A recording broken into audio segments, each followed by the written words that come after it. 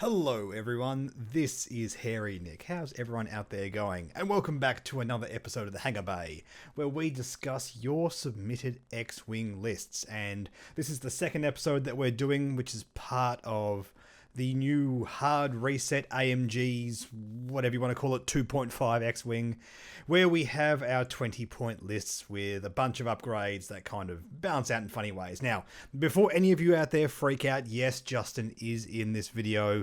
We recorded it the other day, and for some reason that part of the video, as in this intro, corrupted and didn't save properly, but we managed to keep all the footage of us talking about all the lists, so in a second we'll cut back to that and we'll have both of us doing that kind of stuff. But before we do that, I'd like to just say, if you'd like to have your list reviewed in one of these episodes, just head over to Yet Another Squad Builder. I will link it in the description. Build out a list, export as simple text, make sure you have all the parts and upgrades with the link. It must have the link, otherwise we will not feature it in one of these videos, and we will look at it and potentially review it in a late episode. All right. Onto the lists. We're back. I don't know where we cut. I think the webcams are working now. Anyway, let's look at this list here by our patron DRWeston or DRWeston. I don't know. I reckon Doctor. Dr. Weston. Yeah, I have faith in this person that they have a doctorate in something. Yeah. Let us know in the comments what it is. Anyway, this is the TIE Interpretive Swarm. dance.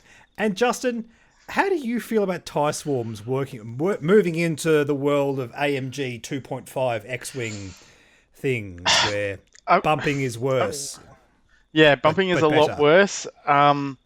Better for your opponent. But, yeah.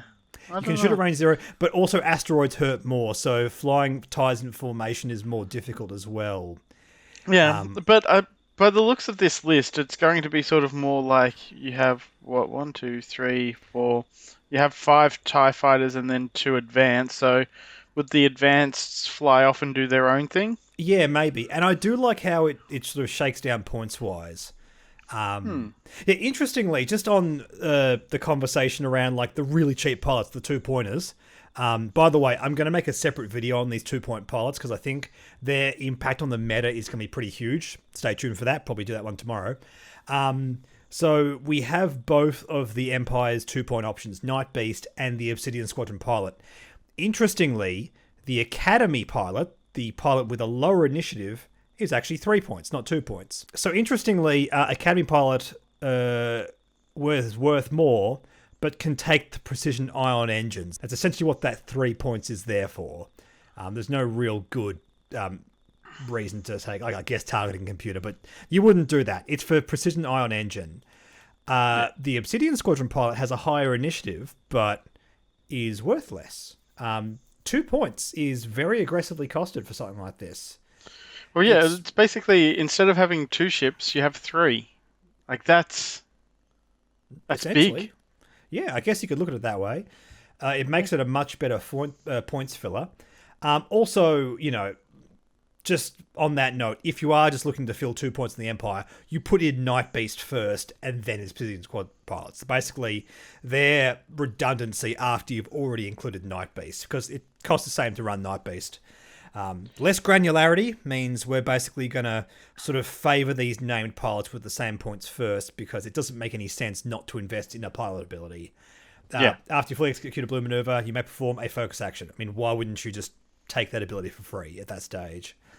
Yeah, very interesting. Very interesting. So those pilots, essentially like the equivalent of X-Wing 2.0, like 20 points, or 1.0, 10 points. They're very cheap. They're very, very cheap. Remember, Academy pilots used to be, 23, 24 points, or something like that? So, yeah. It's interesting, taking away the points but saying, look, we don't have any upgrades, so you're not paying for the opportunity to take upgrades.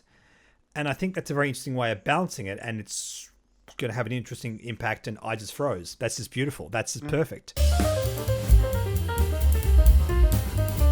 I just want to quickly say, though, 2 points, you've got... that's the same thing as a Vulture now. These are better than... again, this is going to be on a separate video. I think the base Trade Federation vultures are currently overcosted. I think they should be 2 points with upgrades. Currently, the 2 points without upgrades. Different conversation. We're saving that for another video. But yeah, it's definitely worth that comparison because that doesn't seem right to me. Let's have a look at Gideon Hask here. 4 points. While you perform an attack against a damaged defender, roll 1 additional attack die. That's good in a swarm. Saiyan Marana. In a tile end fighter. Initiative 4. While you perform an attack, you may spend 1 crit. If you do, deal 1 face down damage to the defender. Then cancel your remaining results. Interestingly, that's very effectual at, 3 points. She doesn't have a modification, though. It's interesting. Yeah, but you've got the 2 talents. Putting marksmanship and Deadeye shot means that you can use those abilities to go off before you then use her ability to go off. Exactly right. Yeah.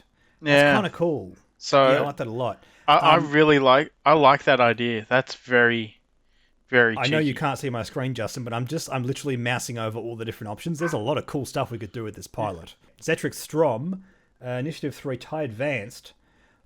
During the end phase, you may spend a lock you have on the enemy ship to expose one of those ship's damage cards. Which, of course, you're taking locks because it's tie advanced. 3 points. That's very aggressive. 3 points with 6 points of upgrades. It's kind of crazy, like, just going through this every time. Like, this is very efficient. But I guess, just clarifying, everything's very efficient right now. So, everything's sort of going up in power level together, so that's fine. And just this the fact that you can fit a hull upgrade on this is so good. Yes, indeed. So, realistically, the only thing we could consider doing if you wanted is getting another TIE fighter in exchange for downgrading Gideon Hask to an Alpha Squadron pilot if you really wanted to. Or having another generic TIE advanced. It's up to you. I don't know. I think Gideon's... He's one of really those... Good in the TIE Swarm, yeah. Yeah, like having Gideon Hask, Sen Marauder, and Zetric Storm all together, they're just able to, work around extra damage, and it's just going to work really well. I'll be honest, there's too many unknown factors here, so I'm not going to say, I think it's the best thing ever. TIE Swarm's best thing ever. I think this is a very good iteration of what a TIE Swarm could look like going forward. There are things that obviously work with this new point structure, and I think this is taking good advantage of it. To me, this makes a lot of sense. I think it is right to take Gideon Hask over more generics. I think it's really, really cool. Don't have much to say about it. I think that's absolutely fine. Comparing like a Gideon Hask list to a Howrunner list, I think moving forward, perhaps just going for like that more aggressive version with, a better ace is probably a better option right now, where Howrunner just gives you rerolls and your red dice for your friendly TIE fighters, which is really good, don't get me wrong. Well, I mean, like Howrunner's worth 4 points, Gideon's worth 5. Yeah, for sure. Like, that's... only 1 point extra is really... Yeah. And Justin, having a 19-point list is actively bad. You just lose points at the start of the game. Something I'm not a fan of. I'll say that right now. I don't think that's how it should be. I think if you take a 19-point list, you shouldn't automatically lose points. Again, another discussion for another video. Let's move on. We have some YouTube submitted lists. This one here by Alan Clark. I don't believe we've seen this person make any submissions before, so thank you for your submission. Yes. Thank you, and that's it. You can now go. You've put Fang Fighters in a Rebel list. That's disgusting. Awesome. You're a bad man. Nah, it's fantastic. I love it. I said when I was unboxing the Fang Fighter pack, the Mandalorian thingamajig pack, pairing it with A-Wings, it's so good. I love that we can do this now. Especially Sabine Wren. Sabine Wren's very, very interesting because she can take clan training and Mandalorian optics. So, all those Mandalorian upgrade cards can suddenly go on Sabine Wren, and she's already a decent A-Wing. Speaking of which, just before we continue, we have Bodica Venge on the Fang Fighter and Fen Rao. Fen and Sabine. I like this combination here. Sabine Wren on the A-Wing and Ibtisam on the Arc 170. Ibtisam. Yeah, I always think it's Ibtisam, but Yeah, that's my slightly dyslexic brain getting that wrong every time, but I have to go. No, it's Sam. I was just going to say it's because we're Australian and we say everything wrong. I bit Sam. It's a classic Australian proverb. Look it up. Speaking of which, Initiative 3, after you fully execute maneuver, if you're stressed, which this ship can very easily get stressed, you may roll 1 attack die. On a hit or a crit, remove a stress token. Cool, solid. Okay. K2SO, nice little aggressive upgrade here. During the system phase, you may choose a friendly ship at range 0 to 3. That ship gains 1 K. Oh, and that works with the K2SO having... Yeah, giving extra stress tokens to then use Sam to remove it. Very nice. I like it. Oh, clever. Yes, indeed. Also, just giving out calculate tokens to these sort of ace/semi-aces is awesome. Like, that's just a cool combination. K2SO is a card that I thought would do a lot more than it has so far. And yeah, I find this very, very interesting. I like this nice little support Arc 170 build alongside this funky junk over here. In actual fact, that 4 points used on Ipsam here, you only have one 2-point pilot on the Rebellion, so you can't chuck a couple of generics in like you can with the Empire. So I think this kind of jankyard build, if you're going to go for these higher point aces like Fen Rao, etc., is going to make sense. And it's only a 4-ship build.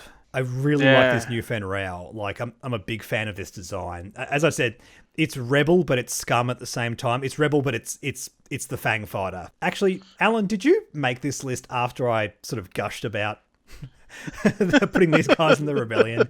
Because it looks like you've basically just made this list based on like what I was sort of getting really, really excited about, which I have, no problem with whatsoever, because I chose it to feature in a video, so well done. Yes, indeed. Clan training on Sabine. So let's actually have a look at this combination here and like talk about what it might do.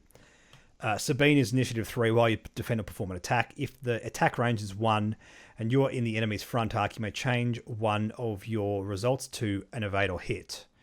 Clan training. Before you engage, if you are not focused in an enemy ship in your forward arc at range 1, you may spend a charge to perform a red focus action. Okay. That's a very consistent 3 hit at range 1 if you fly her nice and aggressively. Also, having clan training and marksmanship work really well together, because your marksmanship's going to give you more crits, which means that you're going to be dealing more damage, which means that clan training is then going to recover its charge, which means you're just going to keep blasting through enemies. Just keep that clan training going. This is really clever. Indeed. We could look at something like Predator if we had the points. There's a few different combinations there, but definitely having the two talents there is really, really cool. Fen Rao, I love this design. It's so cool. Like, you fly these 3 ships together, you're going to have a good time. Predator crackshot afterburners.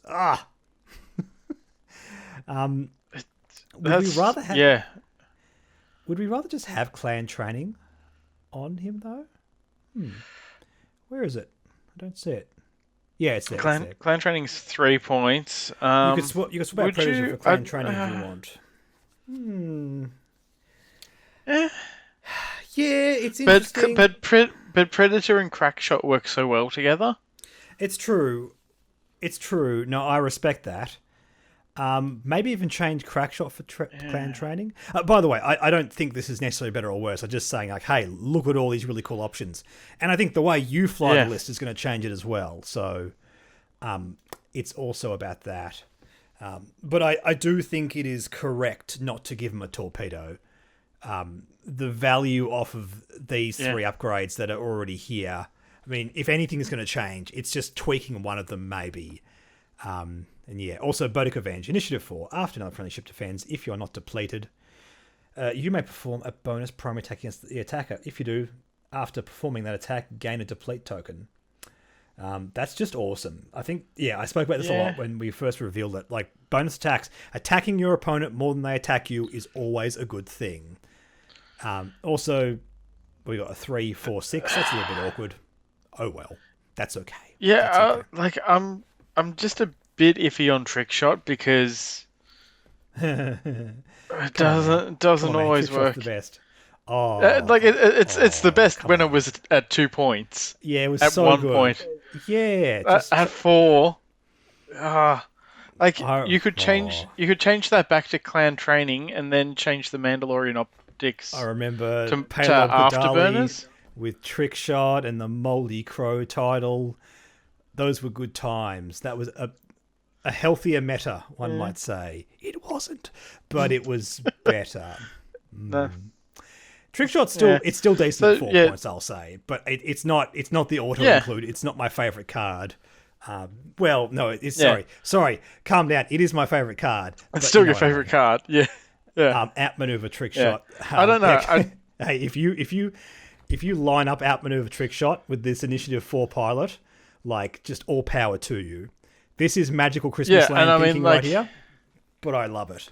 Yeah. I'm theoretically you could perform 2 attacks with it as well. Because you've got the Boudica ability. Like, it's really clever, but you could do it, but imagine having, I don't know, clan training on instead, and then changing Mandalorian optics to afterburners. That's right. Remember, kids, don't let your memes be dreams. You have to... You've got to do it, and you've got to talk about it on my channel. Hello all, it's Nick from the future here once again. I just want to take this moment in the video to give a quick shout out to all our patrons. Yes, I know, this is that thing that YouTubers do where they talk about their patrons. I can't stress this enough, how important this is to the channel. And this is something I haven't been doing up until this point, and I actually want to sort of properly give all of these people a shout out in these videos. So as it's the first time I'm doing it, I'm going to give a shout out to everyone currently at the $5 US or above tier. So let's go through them all right now. So a massive thanks to Brandon Curtis, Admiral Akbar 47, Bruce Creevy, Cameron Harris, Casey Smith, Christopher McCumber, Daniel Kidney, Daniel Leon, Daniel Russell, Donovan Ravenhull, Emmanuel Broto, Eric Sweimler, Ivan Stanchev, Jared Berg, Joe Cacchiotoli, Nick Vernon, Nikki Barry, Nobby, Philip Cynic, Pyrois, let's go with that, Remo Reba, Russell Ardery, and Ben Dunstan. Thank you all so much for your support. It means the world. Seriously, without Patreon, we basically wouldn't have any kind of budgetary ability to fund this channel. It cannot be stressed how terrible YouTube ad revenue is. So in order for me to keep making these videos, I have to thank you and everyone that has pledged at all levels as well. If you'd like to be involved, seriously, if it's just $1 a month, and I cannot stress this enough, if you just donate $1 a month, if I had even half the people watching these videos donate $1 a month, it would seriously up my ability to make these videos, produce a lot more content, and potentially even one day quit my day job. Ooh, that could be fun, couldn't it? Okay, back to the list. Hey, Justin, we got a scum list by Himsky, Massaoka. I apologize. I've gotten that completely wrong, and I'm going to charge on forward. This has Dengar in the Jumpmaster 5000, Emon Azamin in the Fire Spray, spicy pilot, Foreman Prouch, and Overseer Yushin in the Mining Guild TIE Fighters as well. Both at 3 points. Interestingly, Emon was one of your favourites, wasn't he? Emon's really cool. Liked him. I haven't enjoyed him so much in 2nd edition. I quite like Boba Fett and Cressus Trellix. They've sort of been the ones I've played with the most. Emon is a very, very spicy meatball because Emon's able to throw out bombs with a range 3 straight or turn, which is just the coolest thing ever. I remember when I originally got that Scum upgrade conversion type pack in 1st edition, looking at this pilot and looking at like the paint scheme and everything. I still haven't painted that. I should do that, and I should make a video for the channel about how to paint up Emon Azamin's ship. It's really, really cool. And 7 points is pretty solid in terms of like an overall point. So that's actually really, really good now that I think about it. 12 points. What we're getting: seismic charges, thermal detonators, and Cad Bane. I just realised what Cad Bane does because I don't, Cad Bane, obviously look at mate, Scum all that often. But that, mate, this is good. Cad Bane. This is Cad Bane good. is very spicy. I've even run Cad Bane on Boba Fett, like just seismic charges Cad Bane. You only use it like once or twice a game, sometimes only even once, but it's just so good. It's almost like the push the limit. What's it called? Push the limit advanced sensor combo from first edition, where you could remaneuver your ship before you move. And bear in mind, it's a boost action. You can't use Cad Bane's boost then boost afterwards. You can only boost once per turn. But it's still having the option to do it before or after. Now, there's no spicy way to do a Cad Bane boost into a Talon roll. No, I've theory crafted this before. I don't think it's possible. But even like boosting and doing like a one bank, you can do like silly little S bends and that kind of stuff, or you can do like a really big turn. It's almost the equivalent of doing a three hard turn, like a boost into a bank, or like a one bank into a one bank. I guess that is. There's cool little things you can do with this, and yeah, it also means because Eamon Azamine is initiative 4, you can block your opponent's low initiative ships and then fly after them afterwards and then shoot them backwards. Like the whole advanced sensors, boosting before you move thing, there are some really just dumb things you can do with that kind of strategy, and I'm there for it, man. I'm there for it.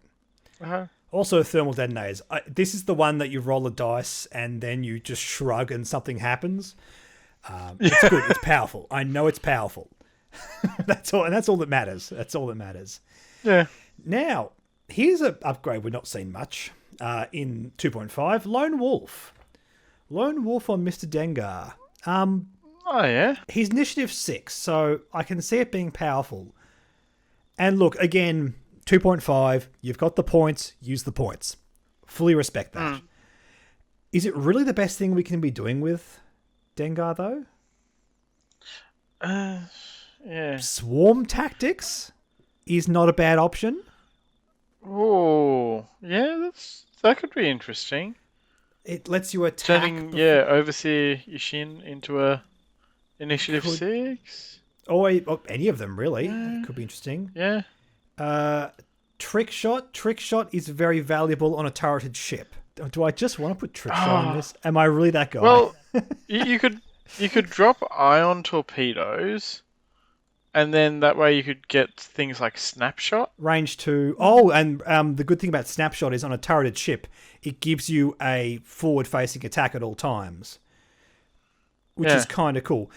Basically, this is an attack that you can perform if your opponent happens to fly within range 2 of the front of you, and it's a bonus attack. But you can also just use this attack during the attack phase. It's bad. It's 2 red dice and you can't modify them. But if it's the difference between attacking and not attacking at all, because your turret's not pointing in the right direction, it's good insurance to have as well. Outmaneuver is interesting, or it's a large ship anyway. Look, I'm just not completely sold on Lone Wolf. I don't think it's terrible. But I get it. You got to use the points somewhere. Yeah. Yeah, like you get to fly this around by itself and everything else is sort of flying in a mini swarm, I suppose.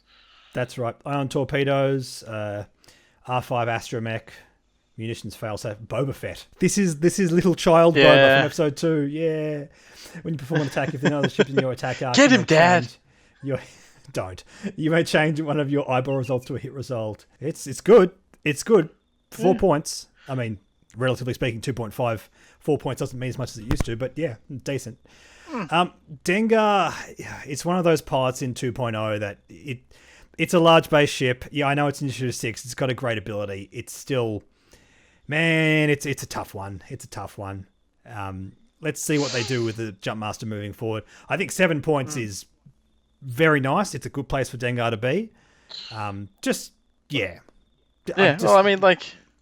Not entirely sure. Sitting under Boba Fett, like that feels pretty good, especially at initiative 6.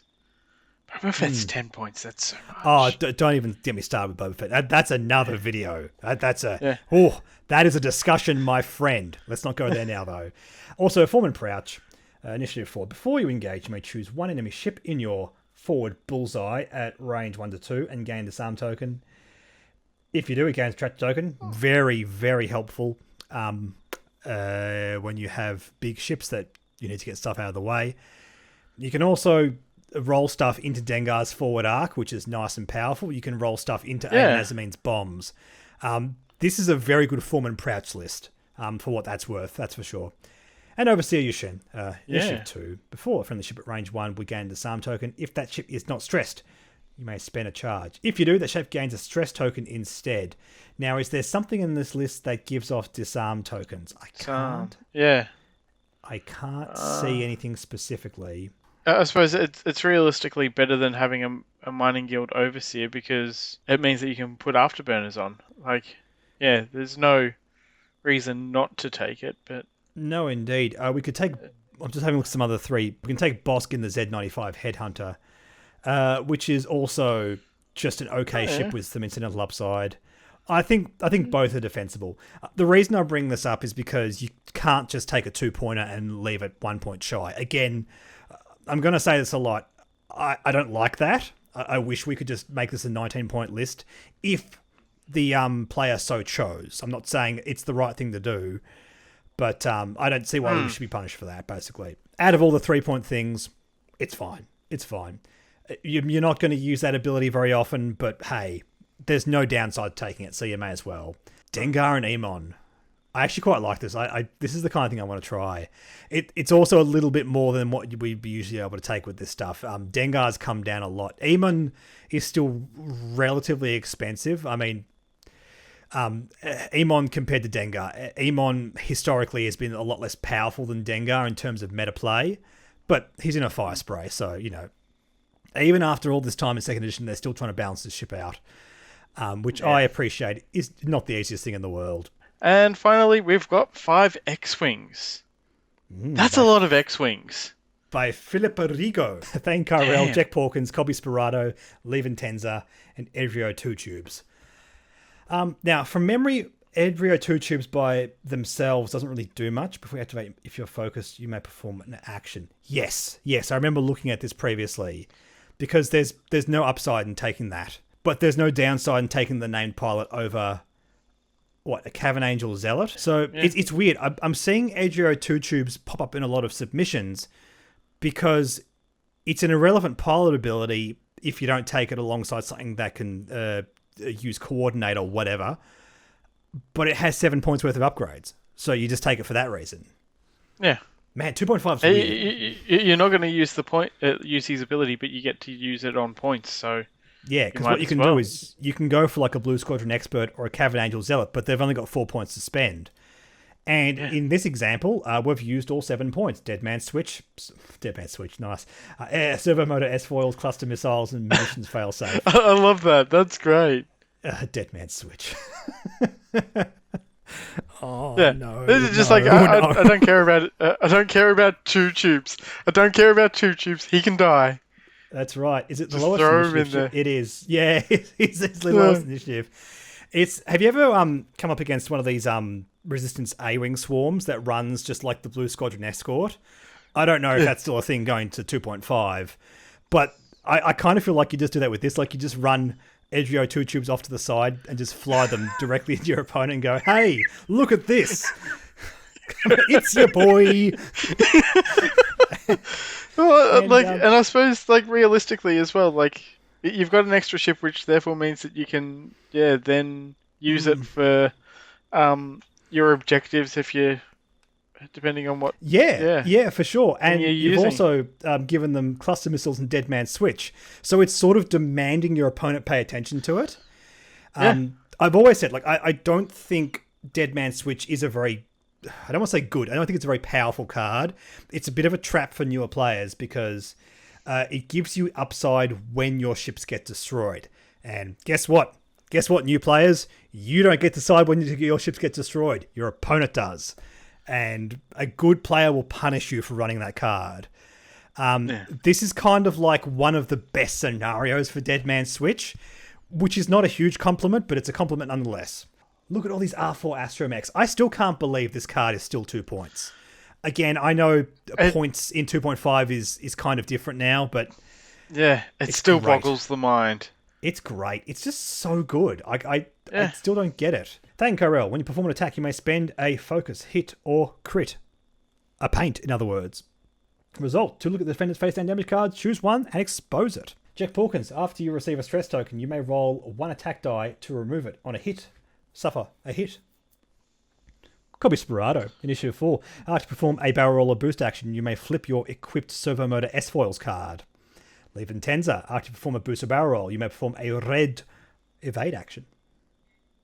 So these are just all like light ace abilities kind of things. Yeah. On Like, an X-Wing, yeah.